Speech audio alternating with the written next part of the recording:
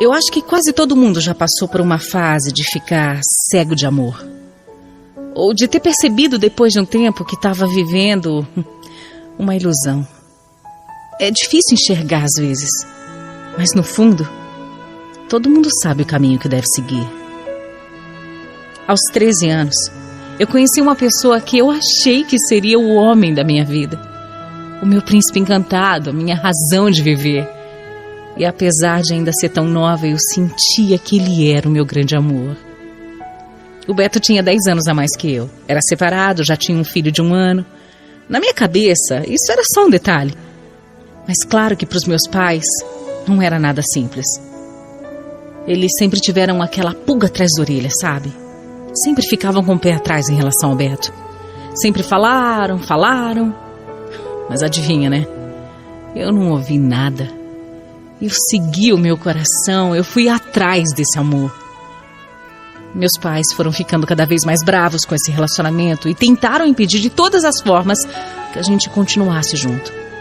Mas eu, com a minha cabeça totalmente virada, me entreguei pro Beto. Para total decepção e desespero dos meus pais também. Eu tava cega de amor, cega. Sabe que no começo foi até maravilhoso, mas esse sonho dourado durou muito pouco. Aí já começaram os sinais do que eu ainda teria que enfrentar. As verdades começaram a aparecer. Primeiro eu descobri que ele roubava. Isso mesmo, ele roubava carros. A pessoa com quem eu tinha escolhido viver era um ladrão. Eu fiquei tão magoada com tudo aquilo que eu cheguei a chamar a polícia para ver se ele mudava o rumo da vida dele. Mas não adiantou nada. E aí a vida foi seguindo. Depois de 1 ano veio uma outra notícia. Eu engravidei. Pensa, 15 anos, morando num barraco de madeira, sem piso, sem móveis, com um homem sem responsabilidade nenhuma, sem emprego, e agora grávida. Aí a minha ficha começou a cair. O que eu estava fazendo da minha vida? Minha mãe se entristeceu demais com a notícia. Mas eu ainda era apaixonada pelo Beto e achava que pelo menos agora ele ia mudar. Doce ilusão. Você não imagina o que eu passei na minha gestação. O Beto me tratava como uma qualquer. Eu apanhei, eu fui humilhada o tempo todo por esse homem. Nem ultrassom para saber o sexo do bebê ele fez questão de ir comigo. Ele não me ajudava em nada. E as brigas eram cada vez piores. Mas eu ia empurrando com a barriga, né? Eu era muito nova, sem experiência. Eu fazia tudo tão certinho dentro de casa. Eu me esforçava para agradar o Beto porque eu ainda gostava dele. Eu gostava de verdade. Eu gostava e, além de tudo, eu estava grávida. Então, para mim, a única coisa a ser feita era ficar com ele e ter esperança de que ele pudesse mudar. Só que, infelizmente, isso nunca aconteceu. Quando chegou o dia do nosso filho nascer, ele me levou na maternidade só porque os meus pais obrigaram. E depois, ele me deixou lá e foi embora. Foi embora. Me deixou lá sozinha. Ele só voltou no dia seguinte. Eu sofri tanto por causa desse homem.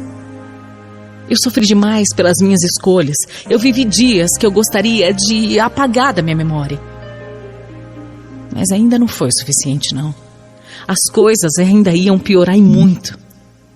Um dia, o Beto, que já bebia muito, encheu a cara e, mais uma vez, saiu me falando umas coisas horríveis. Quer saber, Eliane, eu preciso te falar uma coisa. Quero te contar uma coisa. Eu vou te contar uma coisa que eu nunca falei. Ai, você bebeu de novo, Beto. Você bebeu muito. O que foi agora? Olha aqui.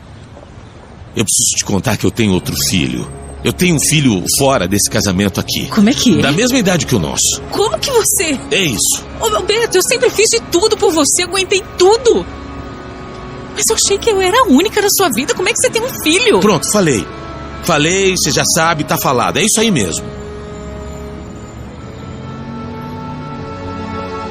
Eu não podia acreditar no que eu tava ouvindo. Ele tinha uma filha fora do casamento. Ele me traiu. E tudo bem debaixo do meu nariz. Pior de tudo foi que ele me contou porque estava bêbado. Nem coragem para assumir ele teve. Você não imagina o que eu sofri nessa época. Só que de novo eu não deixei o Beto. Mais uma vez eu fiquei com ele, daquele jeito horrível que eu vivia. Todo dia uma guerra diferente. E eu fui levando. E quando meu filho completou 2 anos, eu descobri uma outra traição. Dessa vez com uma menina de 16 anos, que morava na frente da minha casa. Eu não conseguia nem acreditar naquilo. O que eu estava fazendo com aquele homem? Eu ainda tinha 18 anos, mas eu já estava tão machucada, tão humilhada. Nessa época eu fazia uns bicos de faxineira para poder dar alguma coisa pro meu filho, né? E aí eu decidi me separar. Mas eu não consegui ser forte. Logo na primeira vez que ele veio atrás de mim, eu voltei para ele. Aquilo parecia até uma doença, sabe? Eu ainda sentia alguma coisa, por incrível que pareça, eu sentia. Mas depois disso tudo, eu nunca mais tive paz na vida. Eu vivi um verdadeiro inferno. O Beto não fazia mais questão de esconder nada e continuava com a amante dele. Aliás, amantes, mais de uma. Ele não largava as outras mulheres e a bebida também. E eu só me afundava mais e mais, esperando o dia em que ele fosse mudar, esperando o dia que a gente pudesse ser feliz juntos. Eu cheguei a implorar para ele mudar, prestar atenção em mim, prestar atenção na nossa casa, no nosso filho. Eu pedi tanto para Deus isso. E demorou. Mas alguma coisa aconteceu. O Beto começou a ficar mais em casa. Mas no fundo eu acho que a outra lá é que tinha cansado dele e ele resolveu parar mais em casa mesmo. Pela primeira vez eu conseguia sentir um pouco de alegria, sabe? Nessa época eu também consegui um emprego e eu passei a sustentar a casa. Olha, eu achei mesmo que a fase ruim estava ficando para trás, que as coisas boas estavam começando a acontecer. Mas com o Beto desempregado em casa, ele passou a beber cada vez mais. E aí, já viu, né? As brigas voltaram. Eu percebi que eu já tinha ultrapassado todos os limites. Eu comecei a sentir raiva, ódio, muito ódio por ele. Por tudo que ele me fez acreditar, por tudo que ele fez acontecer na minha vida. O Beto bebia tanto, mas tanto, que passou a ter umas crises de convulsão. Ele chegou a ficar 3 dias amarrado sem reconhecer ninguém. E eu lá, do lado dele, como sempre. Até os meus pais ajudaram. Só que aí eu já estava mais velha, né? Já estava mais calejada. E resolvi não passar por tudo aquilo de novo. O Beto estava totalmente entregue ao álcool. E eu falei que eu estava cuidando dele, como sempre, mas que ele também precisava se ajudar, né? Eu ainda falei que ou ele mudava, ou eu ia embora de vez.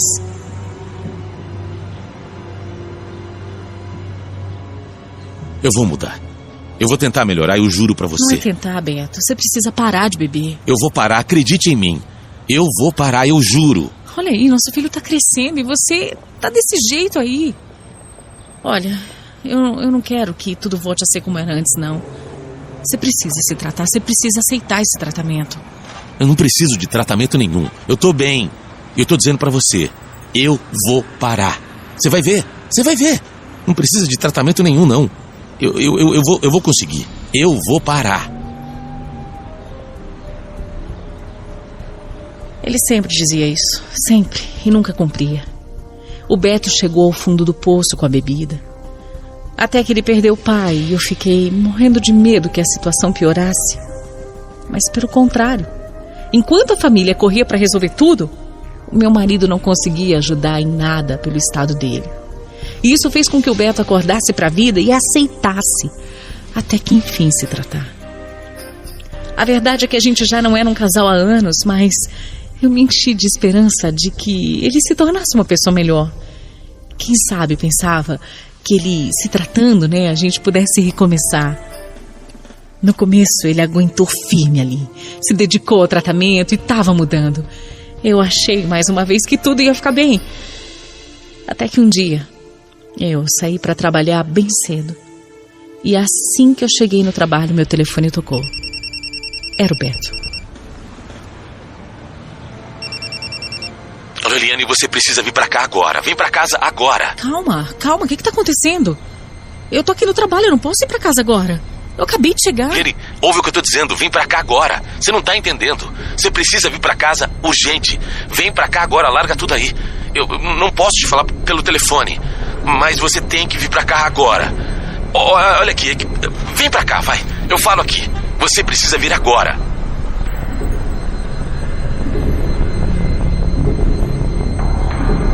O Beto não falava coisa com coisa, ele tava nervoso e só me mandava ir logo pra casa. Claro que eu fiquei desesperada, né? Na época, minha mãe tava com os problemas de saúde e eu logo pensei nela. Ou será que tinha acontecido algo com meu filho? Mas quando eu cheguei em casa, o Beto veio me abraçar. E eu descobri que era o meu pai. O meu paizinho. Meu paizinho tinha tido um ataque do coração e não tinha aguentado. Ele tinha falecido. Até hoje eu não consigo falar sobre isso sem chorar. Meu pai era tudo que eu tinha na vida, ele era tudo pra mim. E eu sei que eu tinha dado muito trabalho pra ele. Eu só conseguia pensar em tudo que ele tinha me falado e que eu não tinha ouvido. A morte dele mexeu muito comigo e minha mãe, que já estava ruinzinha, acabou piorando. A vida virou de cabeça para baixo para todos nós. E como se não bastasse, 7 meses depois, só 7 meses depois, a minha irmã descobriu que tinha uma leucemia muito agressiva e que já estava em estado avançado. Foi rápido demais. Mal deu para me despedir dela. A minha irmã também morreu e mais uma vez tudo desmoronou. Eu me senti uma pessoa amaldiçoada, sabe? Eu perdi duas pessoas importantes na minha vida em menos de um ano. Tinha ainda todo aquele problema com o Beto e eu que pensava que não tinha como piorar. Eu me enganei.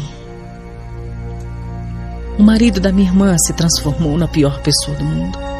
Ele brigava com a minha família por tudo e chegou até me agredir. Mas o pior mesmo é que eu descobri que ele não tratava bem os meus sobrinhos. Eu não podia deixar os filhos da minha irmã com aquele homem. E aí eu decidi entrar na justiça para brigar pela guarda das 3 crianças. E depois de tudo que eu fiz pelo Beto, ele ainda não me apoiou nessa. Ele ficou do lado do marido da minha irmã e voltou a beber mais do que nunca. Enquanto eu tentava dar um jeito na família, trabalhava para sustentar minha casa e ainda brigava para cuidar dos meus sobrinhos, o meu marido pulava de bar em bar.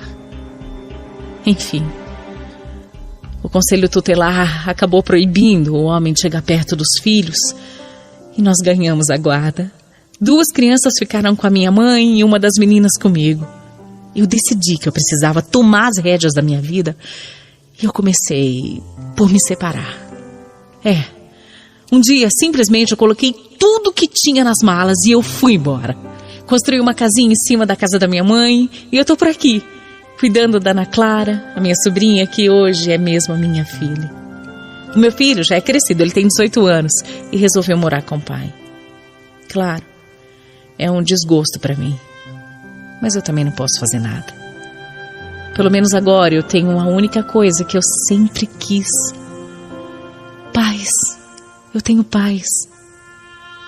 Algumas pessoas me ajudaram muito, principalmente a minha mãe e uma grande amiga minha, que me fez acreditar que os sonhos são possíveis, sim. Eu agradeço muito a eles e agradeço também à Band FM, que com tantas histórias lindas me fez acreditar que é possível.